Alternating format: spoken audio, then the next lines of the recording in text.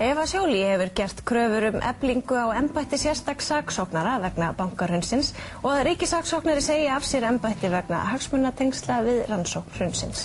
Hún segir að mörg ár geti liðið þar til menn verði leiddir fyrir dóm, en rannsóknin hér sé svo mikilvægasta sem eigi sér stað í fjármálaheiminum í Evrópu í dag.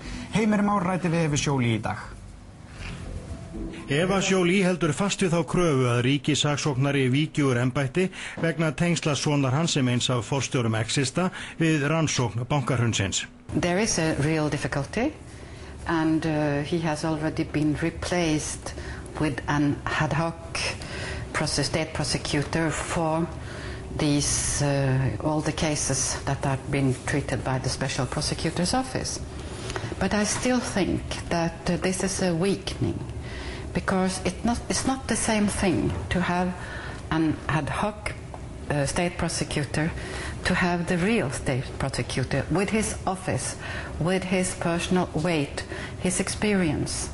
He is an institution, and I think it is a pity to deprive this inquiry of the support that we could get from a state prosecutor that are not disqualified because his son is involved. Would it be enough to appoint another one beside the state prosecutor, another state prosecutor? I think that is not the idea, and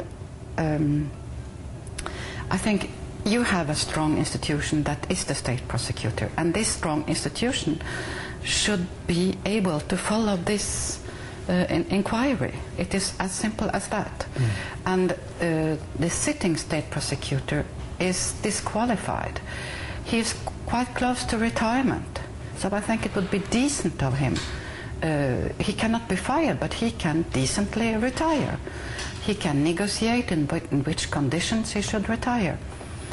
But I am already happy that he is not on the cases that we are on.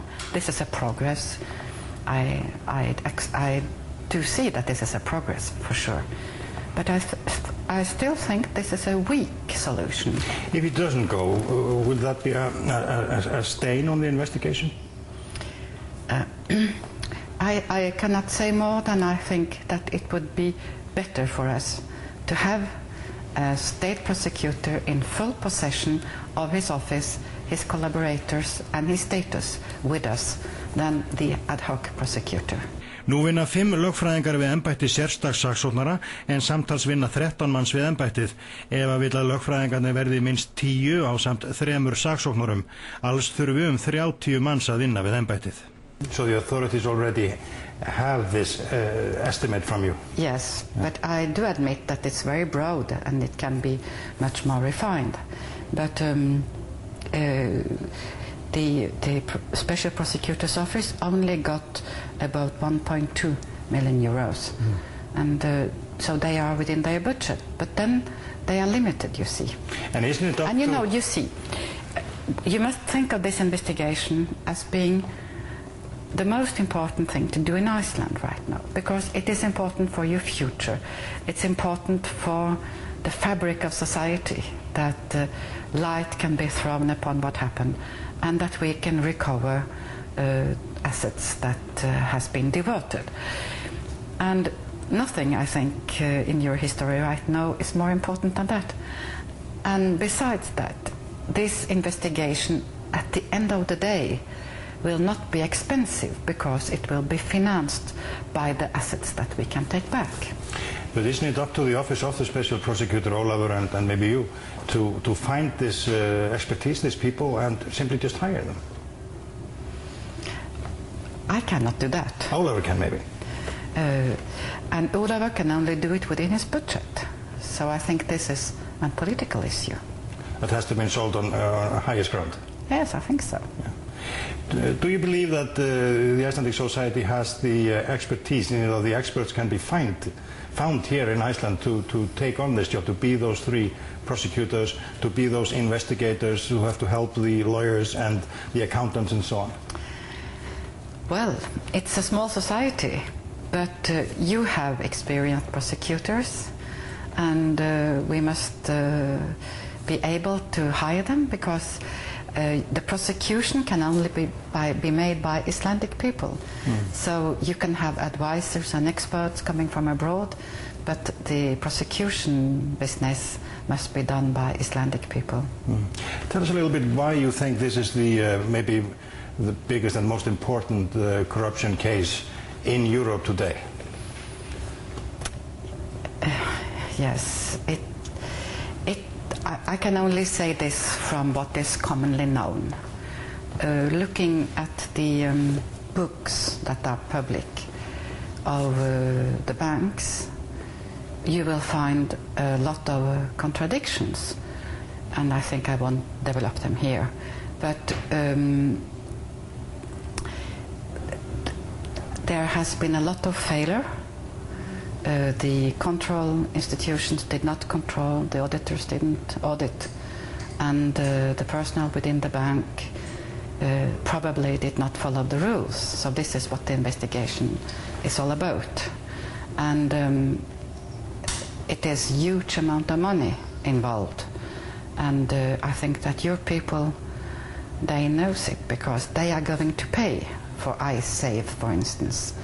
And I think that this is not possible only to ask the public to pay without what happened before be going thoroughly through, and the responsible sent to court if there are offences, if there are cases to answer. Is this a kind of a pro case for Europe, because banks have been going bankrupt in other countries too these last few months? I think that this is kind of a laboratory, or it's very, it can show how the bank's real world is. We're going behind the cards, and I think this will be very interesting. Are you personally convinced that the members of the boards of the banks, people among the owners of the bank's directors, have committed premeditated crimes? Some of them. Well, as I told you, as a normal citizen, before being advisor to the inquiry, I could give some opinion. I think I should not do that anymore. So I think I will keep my opinion for myself. But I can only say that this is important, and that we need the means to do the inquiries. This is important for the future of Iceland. Do you predict that the main line in the defense, if people will be brought to justice, will be that they were only doing that everybody else was doing? That I'm sure they will say, yes. That is what I've heard for 20 years. And people very often said to me, Madame Joly, why are you interested in what I'm doing? I'm only doing this is on a small scale, or, you know, it's like being caught when you drive your car at 200 kilometers over, and you say, well, why me? Everybody is doing it. So, but that is not an excuse. No. No. In this small society of ours, it's a totally new thing to have not just one, maybe two, up to maybe 20 billionaires. That's a new thing here. Yes. Do you think that already before the banks collapsed that we had developed an elite that thought they were above the law? Yes, there are no reason that the Icelandic society should be different from the other society in Europe. And this goes with wealth.